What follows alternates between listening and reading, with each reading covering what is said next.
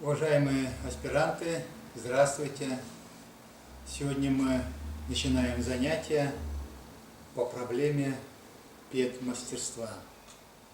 Занятия буду вести я, доктор педагогических наук, профессор, директор Центра педагогической науки, профессионального образования Кыргызской академии образования. Наши занятия продлятся до конца учебного года, где-то до конца мая. В конце занятия мы собираемся всех те, которые успешно прослушали и выполнили все те требования, которые будут стоять перед данным курсом, выдать сертификат. Но что касается данного курса, я хочу коротко остановиться на тех проблемах, которые мы будем разбирать на этих занятиях. Ну и что значит педмастерство? Я не буду сейчас вдаваться в теорию и говорить про те исследования, которые были проведены в области педагогического мастерства. Я не буду говорить сейчас о тех моментах, где обговорено о педагогическом мастерстве. Я просто хочу сказать, из чего же состоит педмастерство? Ну, конечно же, когда стоит такой вопрос, из чего же состоит педмастерство, прежде всего, педмастерство складывается из профессионализма преподавателя. Насколько преподаватель имеет достаточное количество, достаточные компетенции, насколько он подготовлен к практической деятельности, все это, это все то, что является основой педмастерства. Когда мы говорим о профессионализме учителя или преподавателя, конечно же, на наших занятиях мы прежде всего будем говорить, а кого мы учим, какие дети или студенты пришли на сегодняшний день получать образование, кто сидит за партой, кто сидят в лекционных аудиториях. Это, конечно же, не те дети, которые, когда мы были детьми, или 10 или 15 лет тому назад. Современные дети – это совершенно другое поколение. Я всегда, когда читаю лекции, я всегда говорю, что это дети поколения Z. Это дети, это первые дети, или это цифровые аборигены. Они были рождены в эпоху цифровых технологий. Они были рождены, когда появился интернет. Это совершенно другое поколение.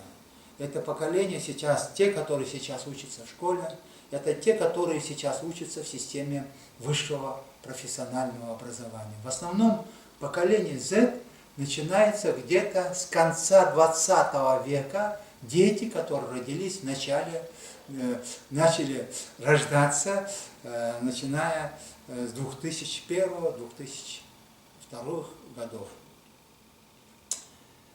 Чем отличаются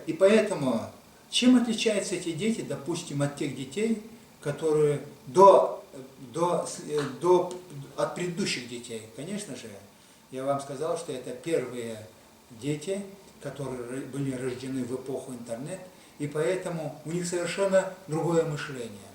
И вот традиционное преподавание, как раз-то мы на этих занятиях будем говорить, что традиционное преподавание в системе школьного образования, традиционное преподавание в системе вузовского образования, что они уже не срабатывают. С ними эти современные дети, их с традиционным подходом в обучении, с традиционными методами и приемами обучения, просто-напросто их не заинтересуешь.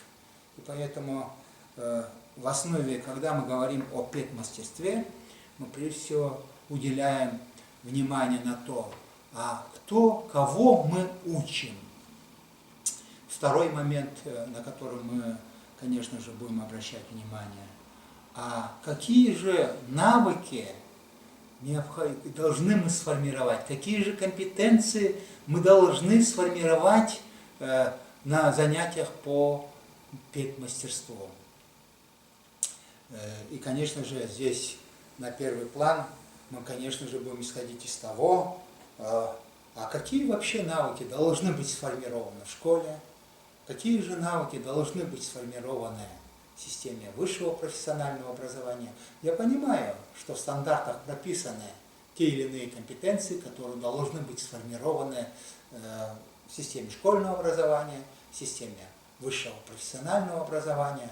Но этих компетенций, оказывается, на сегодняшний день недостаточно, чтобы подготовить тех же учащихся, тех же студентов к современной жизни. И, конечно же, мы будем говорить о тех навыках, о тех компетенциях, которые должны быть сформированы в системе школьного образования и в системе высшего профессионального образования. Конечно же, мы будем говорить о тех изысканиях в области зарубежных исследователей, то есть будем обращать внимание на изыскания зарубежных исследователей, где в последнее время очень много внимания уделяется на формирование совершенно новых компетенций, или как вот сейчас говорят, формирование, допустим, soft skills, это мягкие компетенции, такое понятие. Об этих проблемах, конечно, мы будем обязательно говорить на занятиях. Мягкие проблемы, мягкие навыки. Из каких составляющих состоят эти мягкие навыки? Это прежде всего 4К говорят. Это коммуникация, коллаборация, критическое мышление, креативность и так далее. И, конечно же, жесткие навыки. Это, или говорят, hard skills. Эти проблемы будут рассматриваться, то есть именно на формирование этих навыков, как сформировать на традиционных занятиях, на традиционных лекциях, практических занятиях, вот эти навыки, как раз мы об этом и будем говорить на своих занятиях по педмастерству. Это очень важный момент. И, конечно же, мы с вами на занятиях будем разрабатывать о тех технологиях, которые используются на сегодняшний день в системе общего среднего и высшего образования. Те технологии, которые позволяют сформировать именно эти навыки, которые необходимы в 21 веке. Это какие технологии? Ну, прежде всего, конечно же, в основном те традиционные технологии, которые используются на сегодняшний день в системе школьного или профессионального образования, они в какой-то мере уже, я как выше сказал, они уже не срабатывают. Появились новые технологии, новые подходы в обучении детей. Если вы зайдете в интернет, то вы, наверное, уже знаете, в курсе дела, что появляются сейчас совершенно новые формы школы, совершенно новые формы высшего профессионального образования, новые формы преподавания, перевернутые классы, или школы, допустим, Садбери, Велли, общественно активные школы, и так далее, и так далее. То есть, уважаемые коллеги, на этих занятиях мы с вами обсудим